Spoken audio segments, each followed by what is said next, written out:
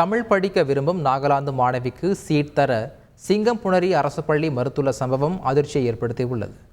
நாகாலாந்தை பூர்வீகமாக கொண்ட ரூத் என்பவர் சிவகங்கை மாவட்டம் சிங்கம்புணரியில் உள்ள தனியார் மெட்ரிக் பள்ளியில் ஆசிரியையாக பணிபுரிந்தார்.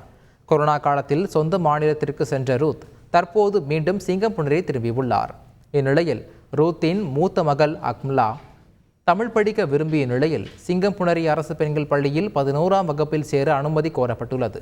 ஆனால் அக்மலாவுக்கு சீட் தர அனுமதி மறுத்த பள்ளி நிர்வாகம் அவரது தங்கைக்கு 8ஆம் வகுப்பில் சேர அனுமதி வழங்கியுள்ளது. இல்லாத சான்றிதழ்களை கேட்டு பள்ளி நிர்வாகம் அலைக்கழிப்பதாகவும் அலட்சியமாக நடத்துவதாகவும் அந்த மாணவி வேதனை தெரிவித்துள்ளார்.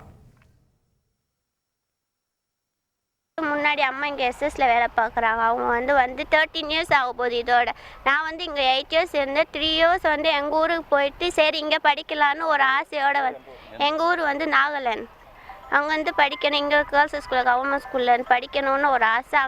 இங்கே கேட்குறேன், அவங்க கொடுக்க மாட்டேங்கிறாங்க. கேட்டால் நீ தமிழ் எக்ஸாம் எழுதலாமா அப்படின்றாங்க. ஏன் தெரியும், தமிழ் தெரியும். ஒரு சான்ஸ் கொடுத்தீங்கன்னா நான் பாஸ் பண்ணி எழுதி கூட காமிப்பேன். 3 days எகோவுக்கு மேலே கூட அவங்க சொன்னாங்க மைக்ரேஷன் சர்டிஃபிகேட் வேணும். ஒன்று கேட்டாங்க, அது செஞ்சு கொடுத்ததுக்கப்புறம் இன்னொன்று கேட்குறாங்க. இருக்காததை கேட்டு அவங்க அப்படியே அந்த ரீசனில் அட்மிஷனும் கொடுக்க மாட்டேங்கிறாங்க ஸ்கூலுக்கு. ஒரு சைனுக்கு இவ்வளோ நாள் ஆக்குறாங்க, அப்போ ஸ்கூலுக்கு என்னவா ஆகும்? செய்திகளை உடனுக்குடன் தெரிந்து கொள்ள உடனே சப்ஸ்கிரைப் பண்ணுங்க.